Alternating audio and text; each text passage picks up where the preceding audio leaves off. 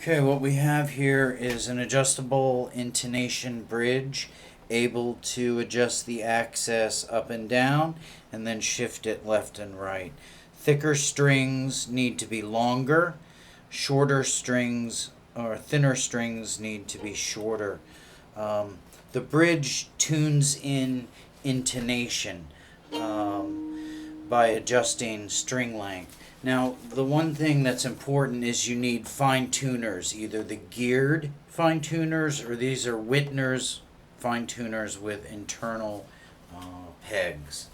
So, basically, strings produce a frequency in the form of a wavelength, like an ocean wave. It travels the length of the instrument, like so,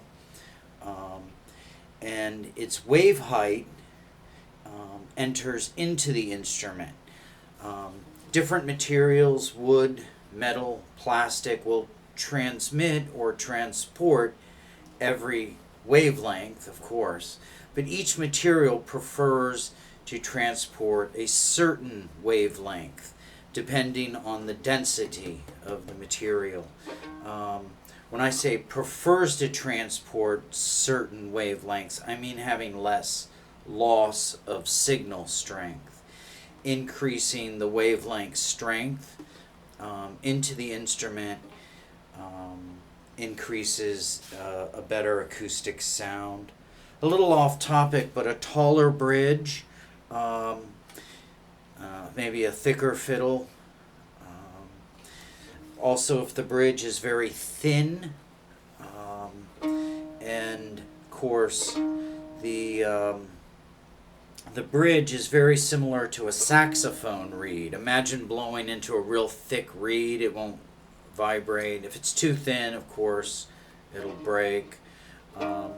Bridge height should be half of the wavelength, or enough to where the wavelength is going to hit the center of the sound post inside. That's what would be called the sweet spot. So you want the wavelength to go down and hit the center of the sound post. Let's see, that will increase vibration of that post and produce a louder, richer sound. When I shorten the length of the strings, I change the height of this wavelength where it terminates on the sound post. And if that wave height lands beyond the center, I'll have a drastic reduction in sound quality. It's a very small window of making these things sound phenomenal and making them sound not phenomenal. So when I shorten or lengthen the strings, I change the height of the wavelength, and that wavelength won't land at the center, basically. Bridge height is controllable, but you also have to be able to play it. The strings can't be that high off the neck to be unplayable. Also, tuning the instrument into a different note will change this wavelength, because you're tightening it. You're basically changing the wavelength if you tune it. I tune D sharp, A sharp, D sharp, A sharp. To me, my ear finds that most pleasant. So the only way to control this wavelength is to add a adjustable intonation bridge. This was made out of a Victorian nail clipper. I don't know if you can see the details, but basically I've got one of my nuts is in the original clipper hole, and then I drilled along the access to follow the bridge. In doing so, I thought it would keep the string length consistent throughout. I'm not sure if it does. This is sort of a test instrument. But when I tune it, I've got it tuned into really good intonation. I don't know if you can see this, but You can tell because the sound will, it'll continue on, and the tuning will be very stable. As long as that needle's not jumping, it's pretty stable.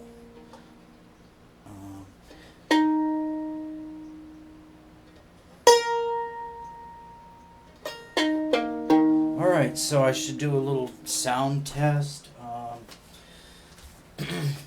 Before it wasn't sounding good. Now I think I got it tuned in pretty good.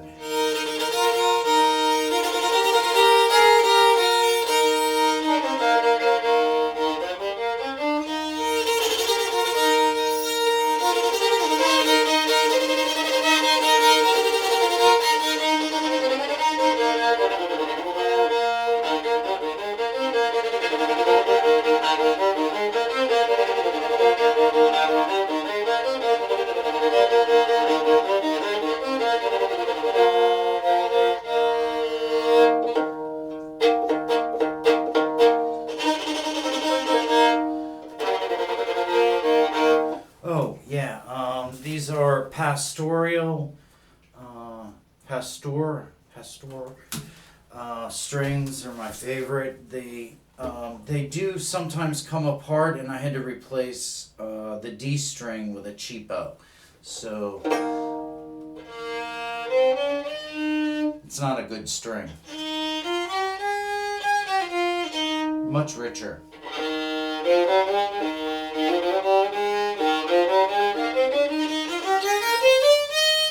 You can tell when I hit that string, it's not a tonic. Also, when you get the intonation right, which is what I have, it's the notes come out very clear and crisp when you're fingering.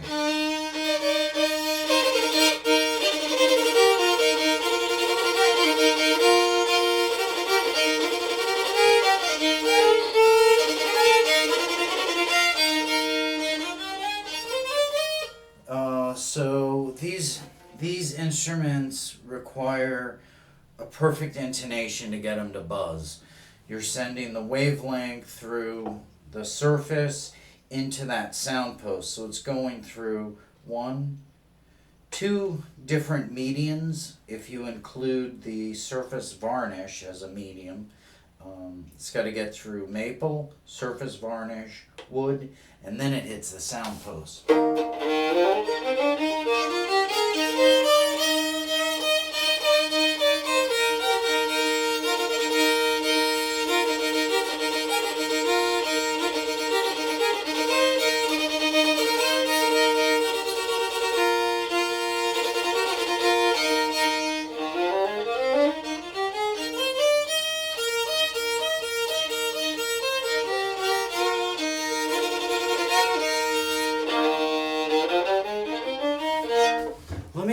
I have a Royce Burt, and I'll show you an example of that.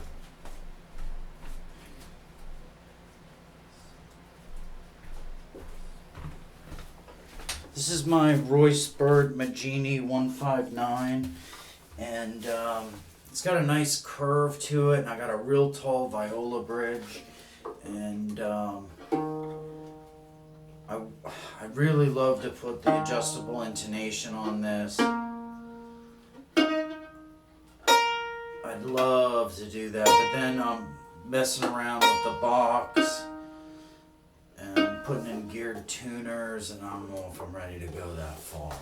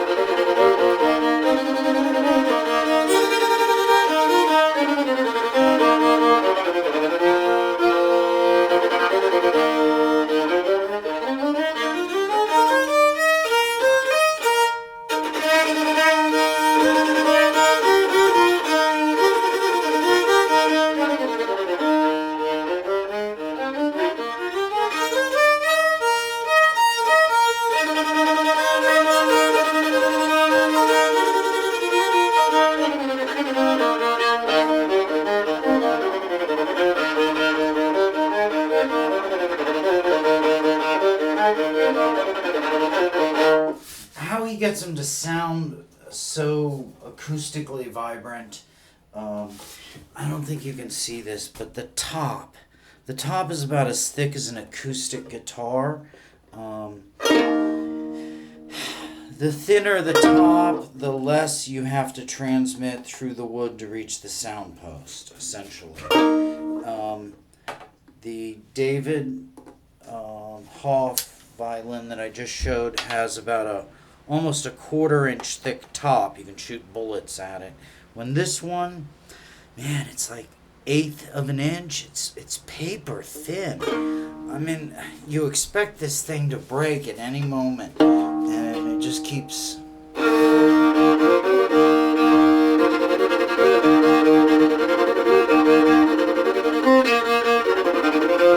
Oh, this also has new pastoral strings. Those were like 9 months old.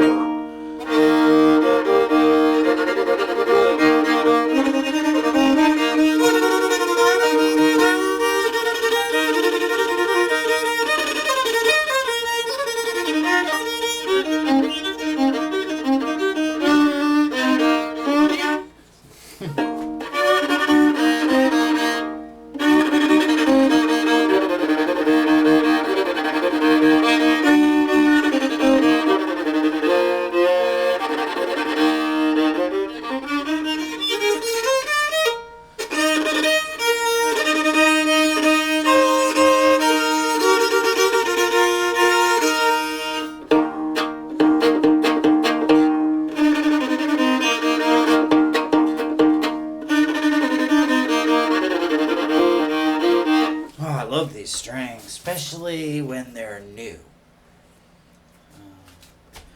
So that's it, the tonics.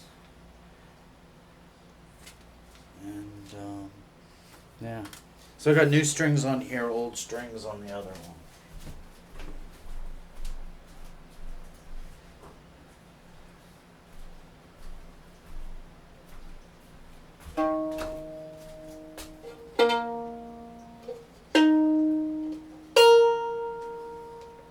I wish I could send him this one to thin the top out. You can tell the thickness is just drastic when compared to that one. This is, though, a David Hopf, and as far as the wood, I mean, I don't think a better piece of wood left Germany that day. That's a nice piece of wood. Top has real fine grains that almost disappear in the center and flare out.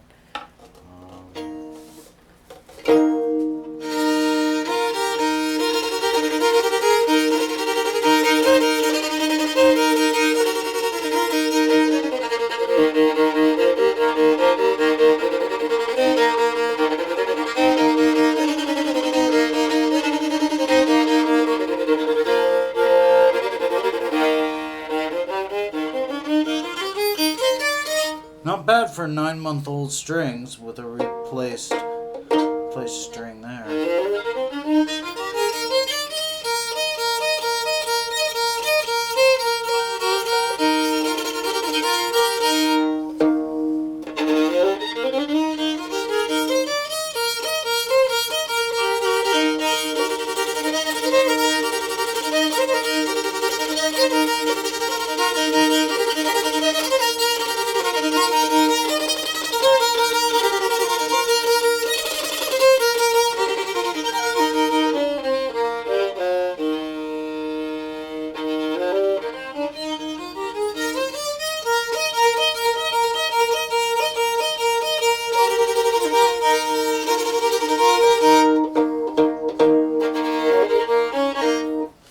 Yeah, so that's David Hopf. Beautiful back. Nice sides. If I had the money, I'd send it to Royce Burt to thin out the top. Because she's a real looker. Wittner fine tuning pegs with the internal gears. And I think the first adjustable intonation bridge ever produced, made from a Victorian finger profiles. You can even see the details. The details and the carving on the clippers. I also put a piece of wood here.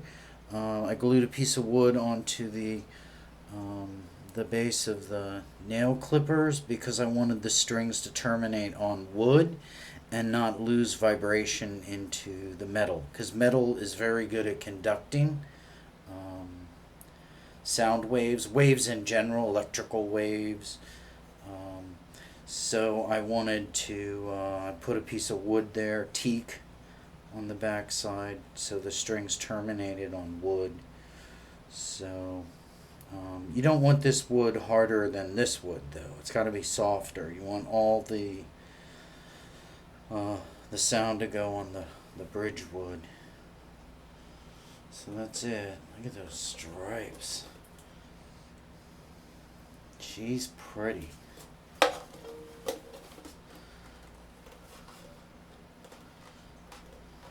David Hall. And like I said, if I had the money, I'd send it to Royce Burt to thin the top out.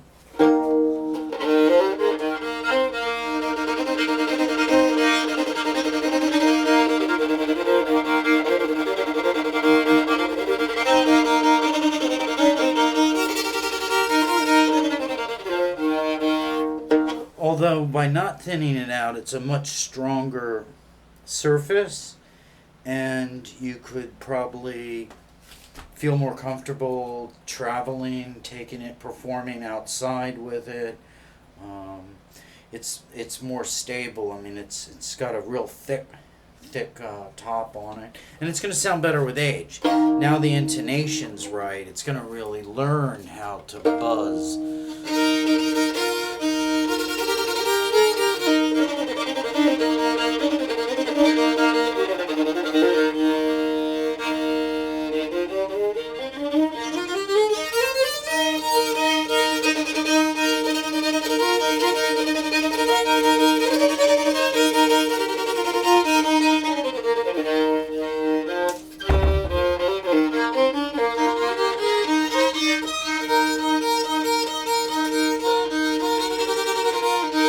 I was going to take it out of perfect intonation and do an example of it sounding bad, but I decided that I don't want to play with it anymore because it takes me a little bit of time to, because my ear's not that good, and you really need a super sensitive tuning machine, one with like a needle. And then it would be a cinch because the machine doesn't lie when your ear kind of can trick you. Because I think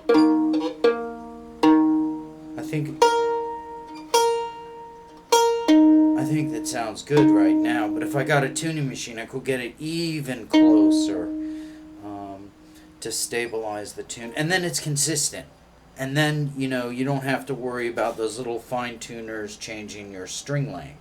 This is a fixed string length. And the only thing you're going to do is tighten it, but that's expected, and your wavelength is set to your tuning. If I tune this differently, I would have to, of course, most likely adjust my intonation a little bit. Just a screwdriver right in here on both sides, turn it. I got it good right now.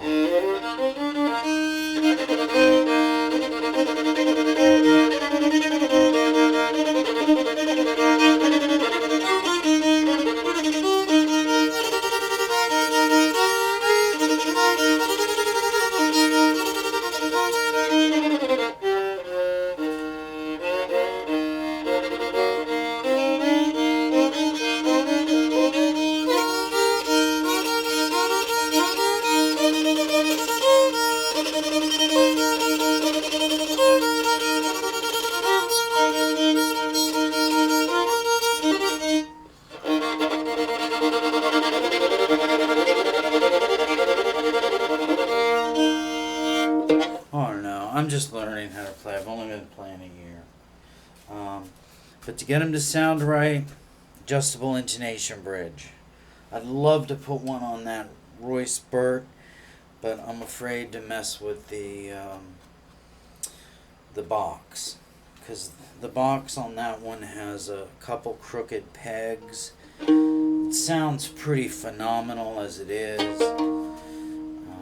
Don't fix anything that ain't broke. When this one, I wanted to get to sound really good, and with the intonation bridge, it's not a problem.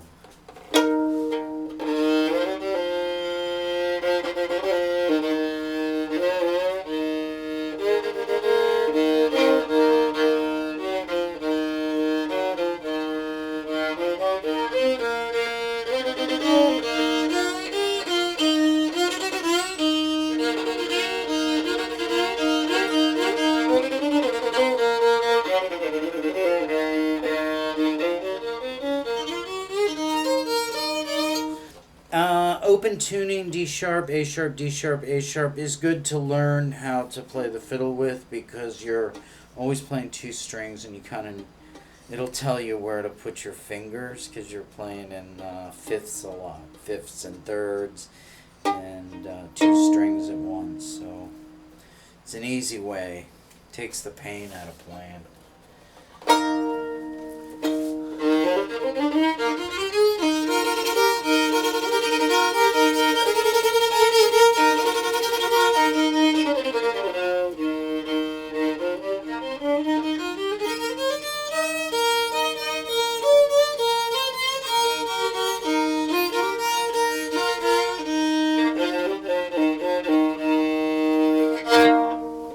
Okay, so that's it.